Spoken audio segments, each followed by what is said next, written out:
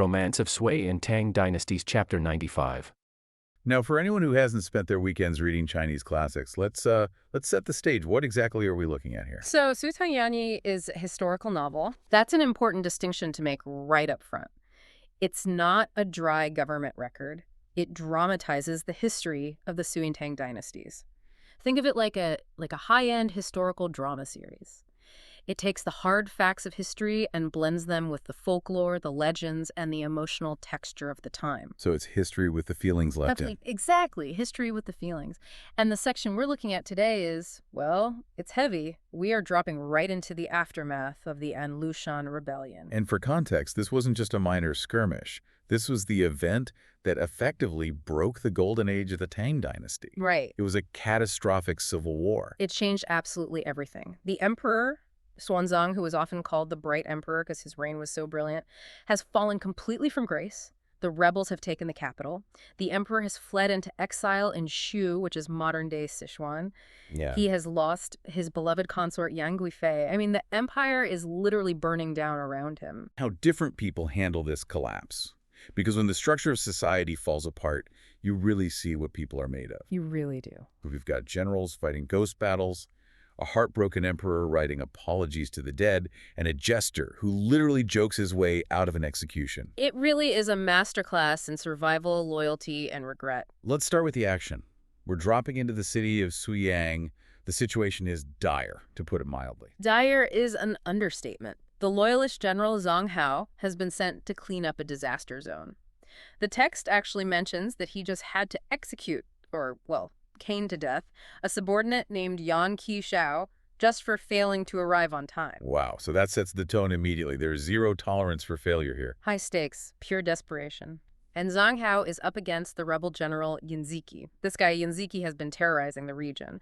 So the armies clash. It starts as a standard, brutal, medieval battle until it isn't. And I love this part because it gives us a glimpse into how people at the time processed the sheer chaos of war. Right. Just as the battle heats up, the text says dark clouds gathered from all four directions, and then a cold wind hits them in the face. But it's not just a storm, is it? No, it's not. The rebel army starts hearing sounds, ghosts crying and gods howling. They look up into the clouds, and in the chaos of the mist, it looks like an army of ghost soldiers is charging at them. Imagine the psychological impact of that. You've been slaughtering people, burning cities, and suddenly the fog takes the shape of your victims. The text is specific about that, right? Yeah. The rebels believe these are the spirits of the faithful dead. Yes. The people of Suyang they had killed, coming back for revenge. It causes a total rout. The rebel army just disintegrates. They aren't fighting flesh and blood anymore. They're fighting their own guilt, manifested as ghosts. So Yanziki, the rebel general, he manages to escape the battlefield. He runs to a place called Chenlu. He probably thinks, okay, I made it out. I'm safe here. But he's walking into a trap. And this is fascinating because it's not the opposing army that gets him. It's the regular people, the citizens of Chenlu. They know what he did to Suyang. The source says they hated his cruelty and mourned the loyalists he killed. So they rise up. They kill him and surrender the city to the loyalists. It's a very power to the people moment. But notice who gets the credit in the narrative. The ghosts. Exactly. The text explicitly says loyal souls have their own spiritual power. It's framing this victory as karmic justice. The idea is that if you are loyal and righteous, even after you die, your spirit has enough power to turn the tide of battle. Which is an incredibly comforting thought when your actual government has collapsed and the emperor is hiding in the mountains. Yeah. You want to believe there is still some cosmic order. It's a way of making sense of a senseless world. Speaking of the emperor hiding in the mountains, let's pivot from the battlefield to the palace. Or, well, the exile palace. Right. We move to Emperor Xuanzang down in Shu. This is a man who had everything. The most powerful empire in the world, the most beautiful woman in the world. Now, he's depressed. He's sitting around with just a few servants, like the eunuch Gao Lishi. The source paints a very lonely picture. He's grieving Yang Guifei constantly. And then the news starts trickling in from the capital, and it's all bad. Rebel An Lushan burned the ancestral temple. He killed the royals. It's devastating. But then a piece of good news drops, and Lushan is dead. And usually that would be a moment of pure celebration. The villain is dead. But for the emperor, it triggers this massive wave of regret. It triggers a very specific memory. The ultimate "I told you so." Exactly. He remembers his former chancellor, a man named Zhang Juling. Years ago, long before the rebellion, Zhang Juling looked at An Lushan and told the emperor, "This man has the face of a traitor. You should execute him now." And the emperor ignored him. He probably thought An Lushan was harmless, or maybe he just liked having him around. He was charmed by him, and Lushan played the part of the clumsy, loyal barbarian very well. And now, sitting in exile, seeing his country in ruins, the emperor realizes Zhang Juling was right all along. The source quotes the emperor saying, "If I had listened to him then, how would we have reached this disaster today?" So what does he do? I mean, he can't bring Zhang Juling back to life. He can't unburn the ancestral temple. No, he can't. So he performs a ritual of apology. He writes a poem, a eulogy, and sends a messenger to read it at Zhang Juling's grave. I love that we have the paraphrase of this poem in the source. It's heartbreakingly honest. He says, "I didn't listen, I was foolish, and I let a giant villain go free." But the kicker is the line at the end, "If you were alive today, I wouldn't have the face to see you." I wouldn't have the face to see you. Let's unpack that, because that is heavy. It's incredibly heavy. In Chinese culture, face mianzi is your dignity, your social standing. For an emperor to say he has no face. He's stripping himself of his authority. Exactly. He is saying, my shame is so deep that even if you were standing right here, I couldn't look you in the eye. It highlights a key theme in this text, which is hindsight.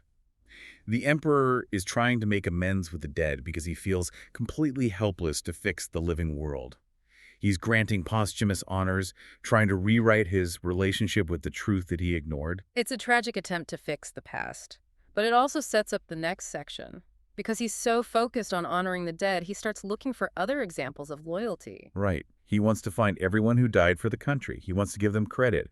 And specifically, he asks about his entertainers, the Pear Garden musicians. Now, this might seem a little odd to a modern listener. The empire is falling apart, and the emperor asks, how is the band doing? Yeah, you expect him to ask about the generals. But that's the point. The officials, the guys in the fancy robes running the government, many of them surrendered. They switched sides to save their property or their lives. The emperor is desperate to find integrity somewhere, and he hears about a musician named Li Hecking. Tell us about Lei Hacking, because this is a scene that feels like it belongs in a movie. So, imagine the scene. And Lushan, the rebel leader, has taken the capital. He is holding a massive victory banquet at the royal pool, which is frozen over. He forces the captured royal musicians to play for him. It's a humiliation ritual. Dance for your new master. And the musicians are crying. They can't help it. They are playing the songs of the dynasty they loved for the man who destroyed it. And Lushan sees this and basically says, if anyone cries, cut them down. He wants total submission. But Lei Hacking, he doesn't just cry. He snaps. He stands up in the middle of the performance, he throws his instrument to the ground, smashing it. And then he looks An Lushan in the eye and starts cursing him. In the middle of the rebel stronghold, surrounded by armed guards. That's suicide. It is. And he is executed immediately, hacked to pieces on the spot, martyred. The emperor's reaction to this story is really telling. He compares this musician to his high-ranking officials. He says the officials like Zhang Jun are worse than beasts, because here's a guy who just plays music, who has no political power, showing more backbone than the men who were paid to run the empire. It's the classic loyalty comes from unlikely places trope. But let's be honest here, not everyone can be a martyr. Not everyone has it in them to throw the flute and die. No, most people just want to survive. And that brings us to the most entertaining character, the survivor. Huang Fanchuo. Huang Fanchuo. He was a famous jester, a master of comedy in the court. He was also captured by the rebels. But unlike Lei Hacking, he didn't throw his instrument, he played the game. And now, in our source, he's escaped the rebels and made his way back to the emperor in Shu. But he's terrified. He is terrified. He thinks, I serve the enemy, the emperor is going to kill me as a collaborator. But the emperor surprises him. He says, look, you're an actor. You're not expected to be a hero like Lei Hacking. I pardon you. Which is a very pragmatic moment for the emperor. He understands that different people have different roles. But the drama isn't over. Of course not. Enter the villain of the court, the eunuch, Feng Shenwei. Feng Shenwei has a grudge. Apparently Huang Fanchuo used to make fun of him in the past. Jesters make enemies. It's part of the job description. So Feng sees his chance. He steps up and says, Your Majesty, don't be fooled. This guy didn't just survive. He flattered An Lushan. He sucked up to him. And he brings receipts. He cites 2 specific dreams that An Lushan had, which Huang Fanchuo interpreted. He claims Huang used these dreams to tell the rebel leader he was destined for greatness. Okay, let's unpack these dreams, because this is where the genius of the source really shines. So, dream number 1. And Lushan dreamt that the paper window in his room was broken. And dream number 2. And Lushan dreamt his sleeve was incredibly long, like awkwardly long. Right. So according to the eunuch, here is how Huang interpreted them for the rebel leader. For the broken window, he said, this means your radiance shines in all directions. You know, the window is broken so the light bursts out. Classic flattery. You're so bright you broke the window. Exactly. And for the long sleeve, he told An Lushan, this means you will rule the empire with hanging robes, which is a Taoist idiom for effortless rule. You don't even have to lift a finger. Your sleeves are just hanging down because the empire runs itself. So on the surface, he told the rebel leader exactly what he wanted to hear. You're awesome, and you're going to win. The emperor hears this accusation and looks at Huang Fanchuo. Is this true? Did you say these things? This is the moment. Life or death.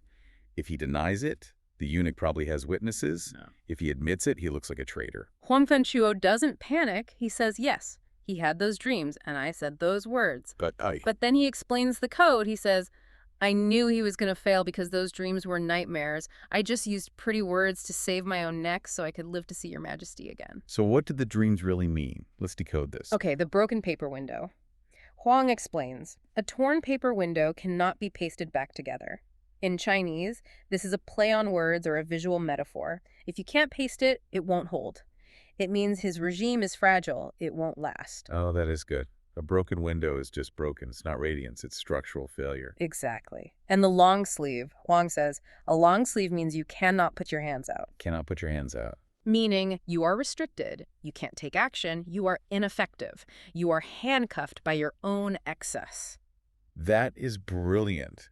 He insulted the guy to his face, but he wrapped it in a compliment so thick the rebel didn't notice. It's steganography, hiding a message inside another message. He told the rebel, you are powerless and you won't last. But he used words that sounded like, you are effortless and radiant. And the emperor gets it. The emperor bursts out laughing. Of course he does. He realizes that Huang Fanchuo used his glib tongue not just to be annoying, but as a weapon of survival. And the source says the emperor kept him close after that. He did. He valued that wit. It says Huang would often mix humor with his reports to keep the emperor's spirits up. And honestly, having someone who can find a laugh in the middle of an exile is just as valuable as having a soldier. Okay, let's shift scenes. So imagine for a second that you are a musician. Right. But not just, a guy with a guitar at a campfire. Yeah. You are the absolute best in the world. You're so technically proficient that your music doesn't just entertain people. Physically affects the reality around you. Yeah, like we've all heard those romantic legends about music stopping an army in its tracks or calming a savage beast. Exactly. But that's the Disney version. Now, I want you to imagine that same beautiful music attracting a horrifying 8-foot-tall tiger-headed monster in a desolate temple. Oh, man. Or even crazier, imagine playing a song so powerful, so incredibly resonant, that it literally causes the high-end instrument in your hands to explode into splinters. It definitely creates a very different picture of what art actually is. We tend to think of music as something passive, right? Something we consume on our commute. Right. But the source material we're analyzing today suggests that art is actually a force of nature. It's hazardous. It has literal physical weight. And that is why I'm so excited today. Honestly, this story is a total genre bender. It starts as this high-stakes survival horror, kind of like A Quiet Place, and then halfway through it pivots into this incredibly specific, almost technical masterclass on acoustics and bamboo craftsmanship. It's a really unique blend, and to understand the stakes here, we have to look at our protagonist, Limo. He isn't just some random wanderer. He's a flutist from the Pear Garden. Which sounds lovely, but tell us what that actually means in the context of the Tang dynasty. Yeah, so the Pear Garden was the Imperial Music Academy founded by Emperor Xuanzong. Think of this as the Juilliard of the 8th century, but even more exclusive. Wow. To be in the Pear Garden meant you were the absolute elite of the elite. You were playing specifically for the emperor. So Limo is a massive celebrity. He's used to palaces, fine wines, silk robes. But when we meet him in this text, he is definitely not in a palace. The situation is bad. It's catastrophic. The historical backdrop here is the An Lushan Rebellion. This was a massive civil war that just completely devastated the Tang dynasty. Right. The emperor is fleeing the capital, retreating west towards Sichuan. It's a muddy, chaotic, desperate retreat. And in all the confusion, Li Mo gets separated from the royal entourage. That is just a nightmare scenario. I mean, you're a musician, not a soldier. Yeah. You're completely left behind in a war zone. And he tries to catch up, but he runs into the defeated troops of General Ju Shuhan. The roads are just blocked with refugees and soldiers. Everything is in disarray. Total chaos. Yeah. He winds up totally isolated in a valley, seeking refuge in this old, desolate temple. This is the classic horror movie setup. He's alone. He's anxious. The monks at the temple know who he is, so they give him a room, but he's stuck there for days. Right. And one night, the moon is bright, the wind is clear, and he just can't sleep. So he does what he's trained to do. He tries to comfort himself with art. He takes his flute out to a stone platform under this massive tree and starts to play. And the text says, the sound is resounding, echoing through the entire valley, which, poetically, is beautiful. Strategically, it's a terrible idea. Oh, absolutely. You are basically ringing a dinner bell in the wilderness. That's exactly what happens. While he's playing, he spots something coming out of the woods. The text initially calls him a burly fellow, but as this figure gets closer, the description shifts from fellow to something much, much more disturbing. This is the visual that really stuck with me. It's not just a monster, it's a tiger-headed man. Yeah. But it's the fashion choices that make it so weird.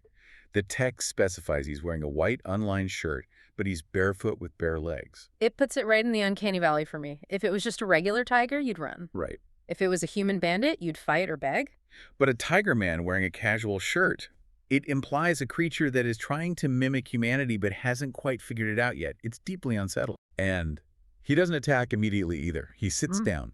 He literally sits right on the threshold of the temple, sprawls his bare legs out, and speaks. Yeah. He says, the flute sound is very wonderful. Play another tune. Talk about a tough crowd. Right. Yeah. Imagine the terror. Yeah. You're looking at a tiger man, 8 feet tall, and he's asking for an encore. Yeah.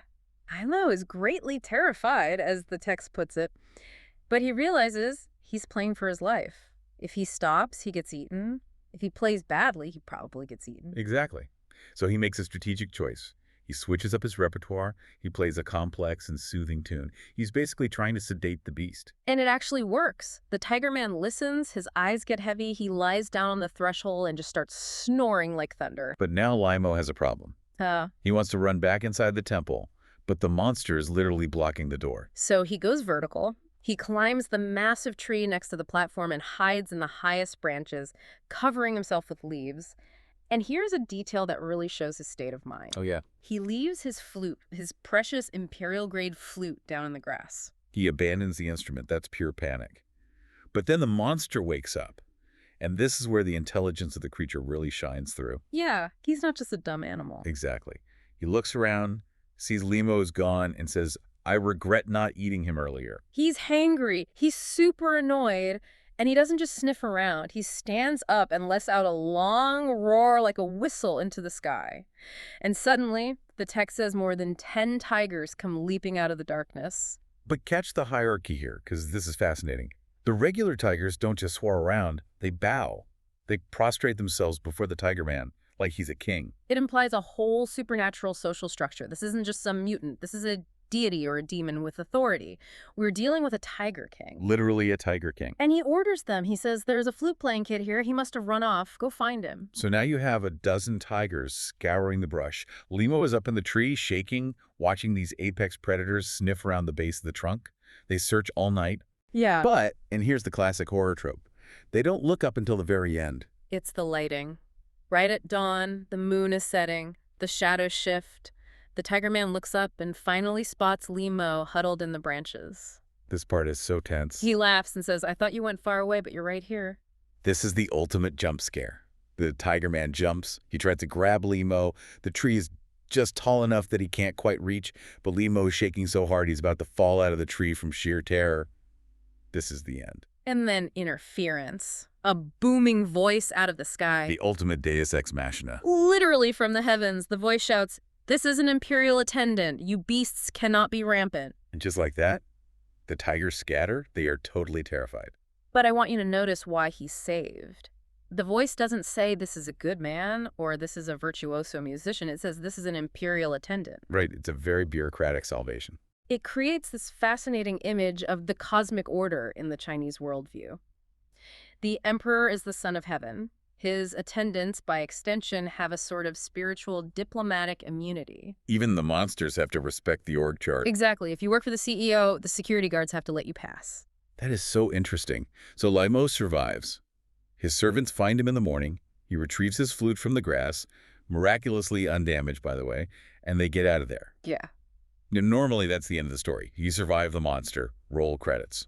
But in this text, that's just Act 1, because the story isn't actually just about survival, it's about the nature of the instrument itself. Right, the story shifts gears completely. Yeah. Limo gets sick from the shock, he recovers, and then runs into an old friend, Huangfu Zhang, who happens to be the new governor of Yuzhou. Yeah, the West is way too dangerous, so they head southeast to the lakes. It's much safer there. And this brings us to Act 2, The Critic on the Lake.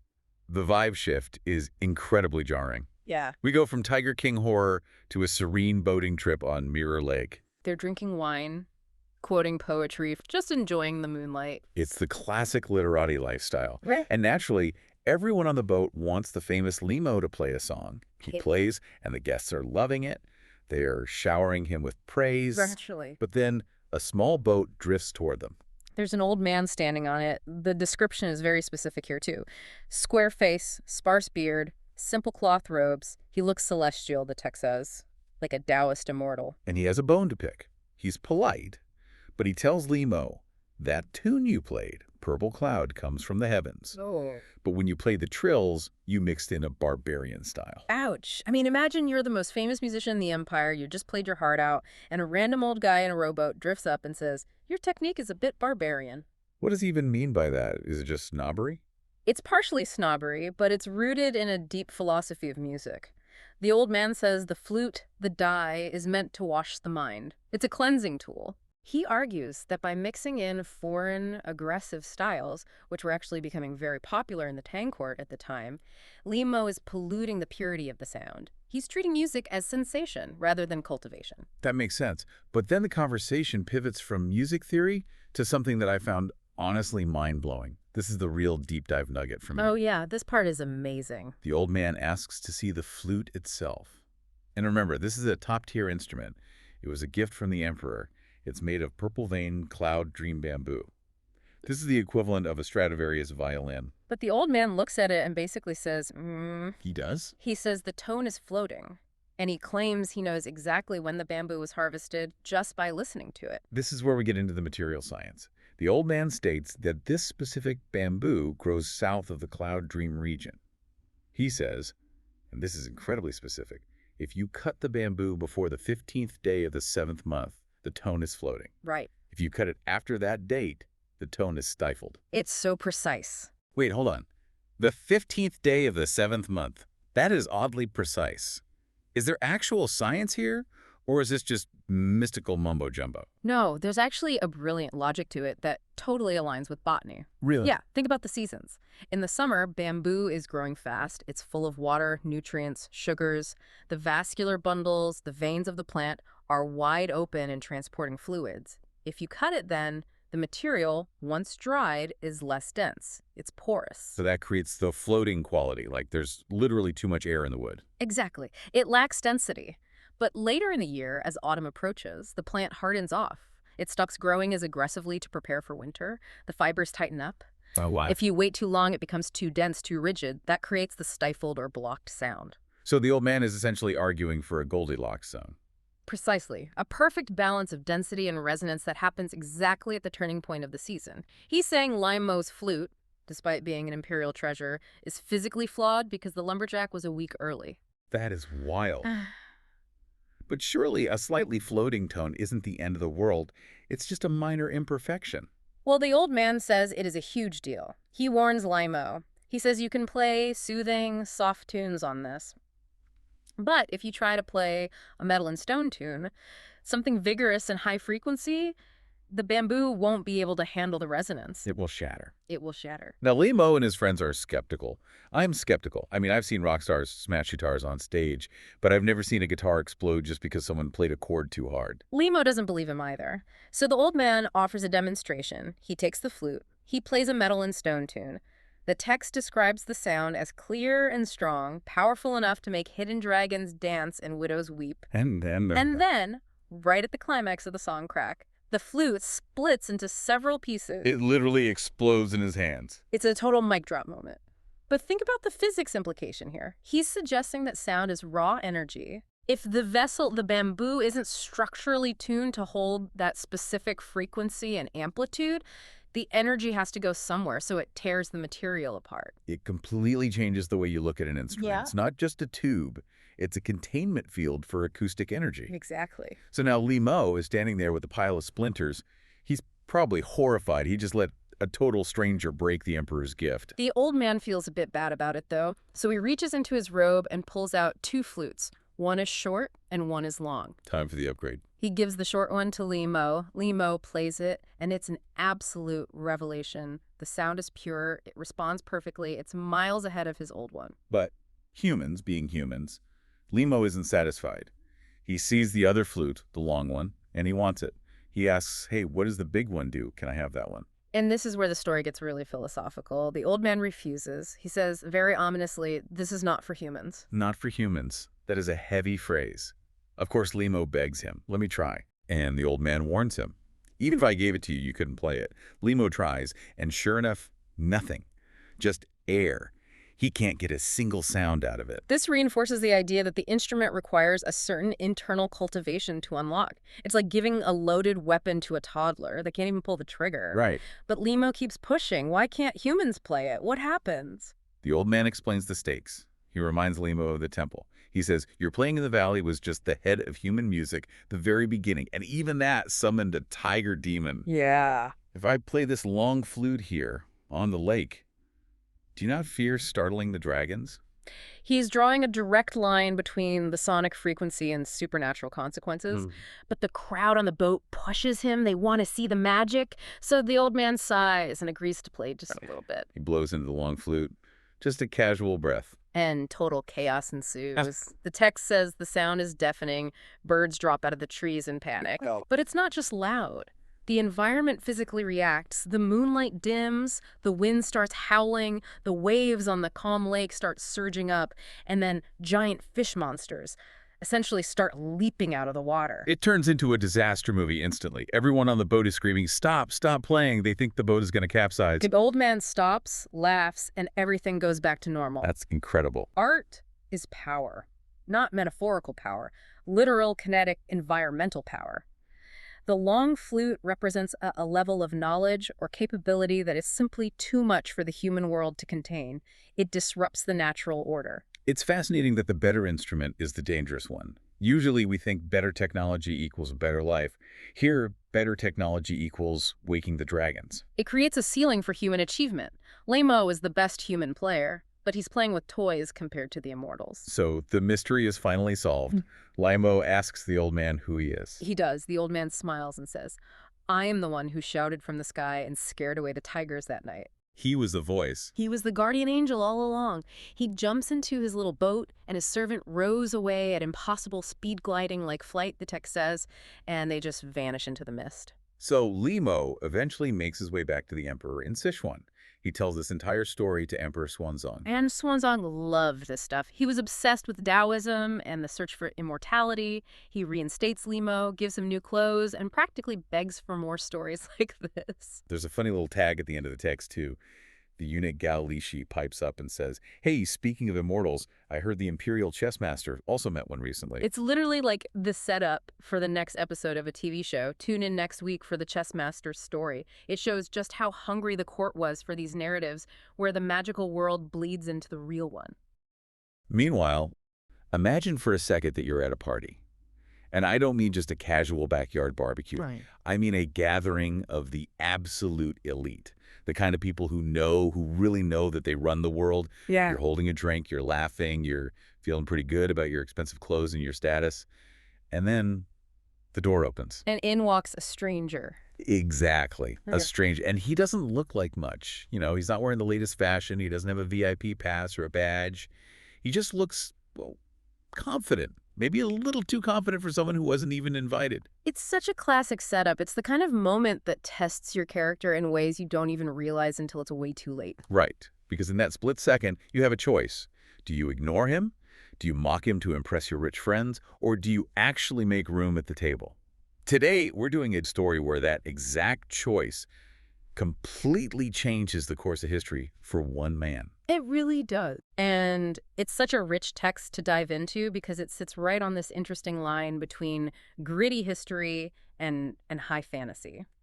We're going to be following a man named Wang Jixin. In the history books, he's an absolute legend. He's known as one of the greatest masters of Go, or Weiqi, as it's known, in the source material that the Tang dynasty ever produced. But, and I really want to be clear about this up front, this isn't just a biography of a board game player. No, not at all. We aren't just going to sit here and list his wins and losses. Yeah. This is really a tale of two very specific encounters. Mm. One of them is grounded in social intelligence, reading the room, basically. Right. And the other is about transcending human limits entirely. Yeah, if you want to structure it, we basically have a human encounter and an immortal encounter. Is to see how these two very different experiences define what it means to be a master. One teaches him how to survive in the shark tank of the emperor's court, and the other teaches him that no matter how good he is, there are just levels of logic that humans simply cannot touch. So let's unpack this. We're starting with part one, the stranger in the garden. Who is Wang Jixin before he becomes this huge legend? What are we working with? Well, according to the text, he starts out as a young man from Chang'an, which is the capital. And Chang'an at this time is the center of the world. It's cosmopolitan, wealthy, super busy. Wang comes from a good family, an established family. But his defining trait isn't his money or his politics, it's his obsession. He's a gamer. Essentially, yes. He absolutely loves the game of Go. The text says he would repeatedly seek instruction from good players. He's hungry for it. He's very talented, but he's not the sage of Go just yet. So he's talented, but he's hanging out with a pretty rough crowd. Yeah. The scene opens at this famous garden pavilion outside the city. It's springtime, flowers are blooming, and Wang is drinking with a group of noblemen, noble scions, the text calls them. And let's just say, based on the description, these guys sound absolutely insufferable. Oh, they are the definition of entitled. You really have to picture this group. They're loud, they're arrogant, incredibly wealthy, and they are completely used to being the most important people in whatever room they're in. They don't look at anyone outside their circle. They literally don't even see them. And that is exactly when our stranger rides up. He gets off his horse and just walks right into the pavilion. The text describes him as neither literary nor martial in his dress. Right, he's not wearing a scholar's robes. But he's not in armor either. He just looks capable. Yeah. And he walks up and says to the group, "Gentlemen, you're having an elegant gathering. I shouldn't interrupt, but I'm thirsty. Could I have a cup of wine?" Now pause right here. Because if you're one of those arrogant nobles, this is way more than an annoyance. It's an insult. Who is this absolute nobody asking for free drinks? And true to form, the text says the wealthy youths are unhappy and arrogant. They basically pretend he doesn't exist. Yeah, they don't dare ask who he is, but they certainly aren't going to welcome him. Exactly. They probably just rolled their eyes and turned their backs. But Wang Jixin does something different here. And this is that human skill we were talking about earlier. He does. He spots something that the others miss entirely. The source says Wang saw the man's extraordinary aura, his qi. He realizes this isn't just an ordinary drifter. There's a real presence there.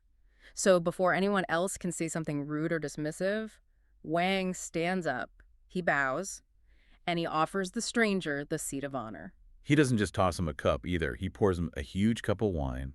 The stranger drinks it, asks for another, and Wang actually holds the cup for him while he drinks. Which is incredible. It is. That is a level of service, almost servitude, that you just do not usually see from a wealthy noble to a random guy off the street. It's total deference. It's respect. And it really sets the stage for the conflict. Because one of the other young nobles, who is probably super annoyed that this stranger is still there ruining the vibe, proposes a drinking game.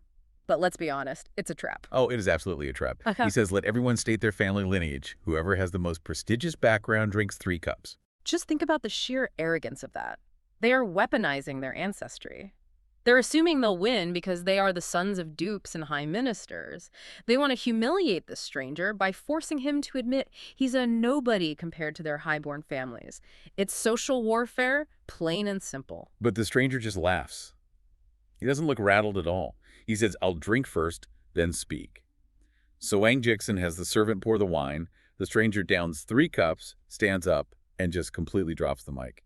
This is one of the great reveals in the book. He addresses the group and says, "My great-grandfather was the son of heaven. My grandfather was the son of heaven. My father was the son of heaven. And I am the son of heaven." Wait, son of heaven. So he's not just claiming some high nobility. He's dropping the nuclear option. Right. He's saying he is the emperor. He is the emperor. And imagine the silence in that room.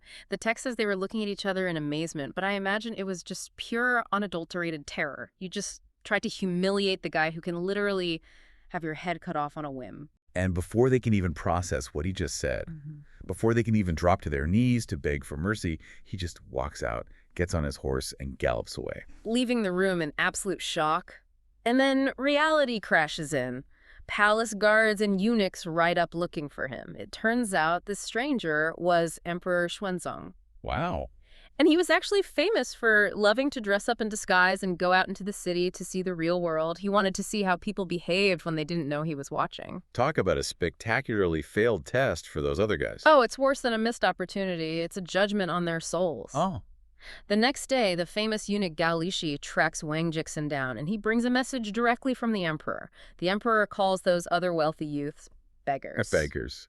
I mean, that is incredibly harsh, considering they're probably the richest kids in the city. It is harsh, but it's incredibly insightful. He says they have the appearance of beggars because they rely entirely on their family name for their worth. They have no inherent nobility inside them. They are spiritually poor. But Wang Jixin, the emperor, calls him elegant and likable. And because of that one act of kindness, and let's be honest, really good instincts, Wang is rewarded. He's sent to the Hamlin Academy and eventually made a go-waiter, which is basically a professional companion to the emperor for playing chess. And the takeaway here is just so clear. Success in the human realm, in the emperor's court, wasn't about being the best chess player yet. It was about character. It was about treating a stranger with dignity. As the text puts it, if not for the power of a cup of wine, how could he attain serving the king? So Wang Jixin has made it. He's at the top of the world living the absolute dream in the palace. But history has a way of flipping the board.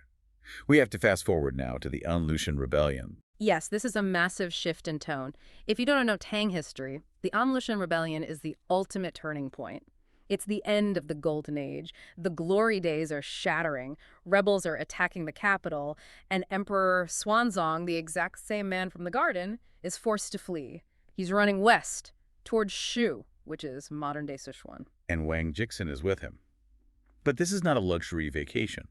The text describes the Shu roads as incredibly dangerous and narrow. It's a chaotic evacuation. You have the entire court, soldiers, servants, all trying to navigate these treacherous mountain passes. Right, and hierarchy still exists, even in total chaos. When they stop for the night, the high-ranking officials take all the best rooms in the government relay stations. Wang Jixin, despite being an imperial companion, is lower on the totem pole, so he gets pushed out. Right, so he ends up wandering off the main road, looking for anywhere to sleep. He finds a desolate village. It's late, the sun is setting, and he sees this small thatched hut with a brushwood door. It's a classic humble setting. Inside, there's just an old woman and her daughter-in-law. They are hesitant to let a man stay, which is culturally appropriate, but they basically have no choice because there's nowhere else for him to go. They tell him he can sleep on the porch, outside under the eaves. So picture this contrast for a second. A few years ago, Wang Jixin was drinking wine with the emperor. Now he's the emperor's favorite chess player, but he's sleeping on the dirt floor of a porch in a random village while a war rages on in the distance. He can't sleep. He's tossing and turning. And then, in the dead of night, he hears the women talking. Yeah, the mother-in-law says something that must have sounded insane to him. She says, "It's a beautiful night with nothing to do. How about we play a game of Go?" And the daughter-in-law agrees. But Wang is super confused. He peeks through a crack in the door. It's pitch black inside. The candles are out.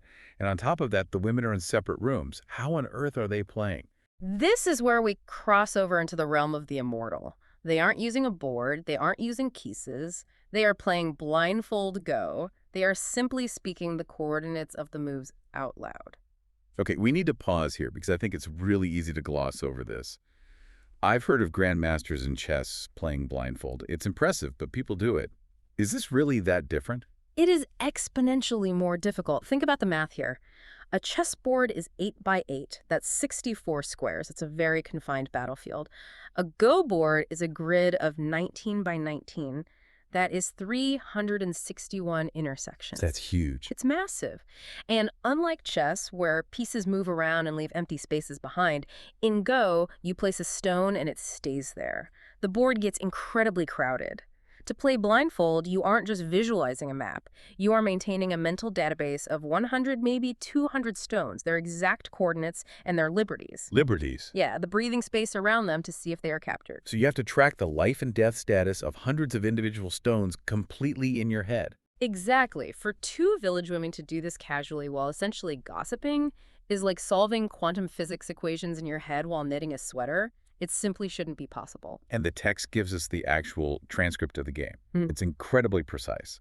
The daughter-in-law says, I place a piece at East 5, South 9. And the mother-in-law responds after a really long pause, I place a piece at East 5, South 12. Then West 8, South 10. West 9, South 14. And the text really emphasizes the silence, right? It's not this rapid-fire exchange. No, not at all.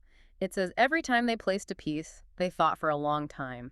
The game stretches on until the fourth watch of the night, so that's just before dawn, and they only played 36 moves total. Which is a very short game for Go. Usually a game is hundreds of moves. It is, which implies every single move was incredibly potent.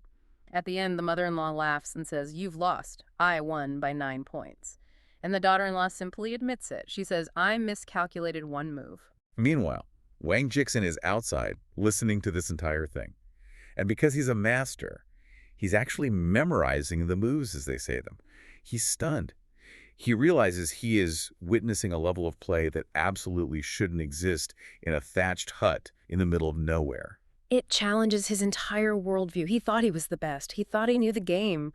But here, in the dark, without a board, two village women are playing a game that is pure mental abstraction. Morning comes. The sun comes up. Wang Jixin gets himself together and asks to see them. And when they walk out, the description changes completely. Yes. The night before, they were just an old woman and a rural wife. Now, the text says the old woman has glossy hair and a radiant spirit. Yeah. And the daughter-in-law. She's described as having natural brilliance comparable to a goddess or a cloud. The veil has basically been lifted. Wang Jixin knows exactly what's happening now. He bows and asks about the game. He sets up a physical board and replays the 36 moves he heard them speak. And this is great detail in the text. When he replays the moves, the daughter-in-law smiles. It's a knowing smile. She's impressed he could follow it. But the mother-in-law, she critiques him. He asks for lessons. He actually begs them to teach him. And the mother-in-law agrees, but she says something fascinating. She says she will teach him human common methods. That phrase is crucial, human common methods. She teaches him strategies for attack, defense, killing, and capturing. Basically, the mechanics of warfare on the board. And then she tells him, this is enough to be unrivaled in the human world. Think about the implication of that. She is saying, I'm not going to teach you our game. You can't understand our game. Your mind literally cannot process the 9-point calculation we did last night. But I will give you the tools to beat any other human you ever meet. It's like a grandmaster handing a club player a cheat sheet, but keeping the real secrets for themselves. Exactly. It establishes a hard limit. There is the human realm, and there is the immortal realm. Wang Jixin can be the king of the humans, but he will never be one of them. And just to prove the point, as soon as he leaves and walks a few steps, he turns back. And the hut is gone. The women are gone. It's just empty wilderness. It's the classic vanishing immortal trope. It confirms that this wasn't a hallucination, but a genuine divine intervention. It's very similar to other stories in the era, like the flute player Li Mu meeting an immortal. The text even laments that famous Taoists like Zhang Guo or Luo Gongguan weren't there to identify them properly. So Wang Jixin eventually reunites with the emperor, and he tells him this story. He does. And remember, the Emperor Xuanzong is now the retired emperor, or Shengwang, since his son has technically taken over during the crisis. But he's still the wise elder. He listens to the story, and his court jester, Kuang Fanchu, makes a joke. The jester says, we usually call go-hand conversation. But for this family, it became mouth conversation. A little levity in a dark time, but the emperor takes it very seriously. He makes a philosophical distinction. He says, common people play with their hands and eyes. Immortals play with their mouths and minds. He's distinguishing between needing physical tools versus pure consciousness. Right. We need the board. We need to see the stones to believe they are there. It's almost like the board is a crutch for us mortals. But the immortals, the logic exists purely in the abstract. It's a higher form of reality. And Wang Jixin makes a real confession here. He tells the emperor that even after he exhausted his intellect trying to analyze that game, he cannot figure out the 9-point win calculation the mother-in-law made. It remains a total mystery to him. It's a mathematical impossibility for his human mind. He knows the result, but he can't derive the formula. That is the very definition of the gap between him and the immortals. The source actually grounds us back in reality. While they are discussing this, news arrives from the war. Yes. The new emperor, Suzong, sends a victory report. The generals Guang Pingwang and Guozi, names that are absolute legends in Chinese history, have defeated the rebels. The report states they had help from the Uyghurs, or Huhe, and have retaken the western capital, Chang'an, and they're moving to retake the eastern capital.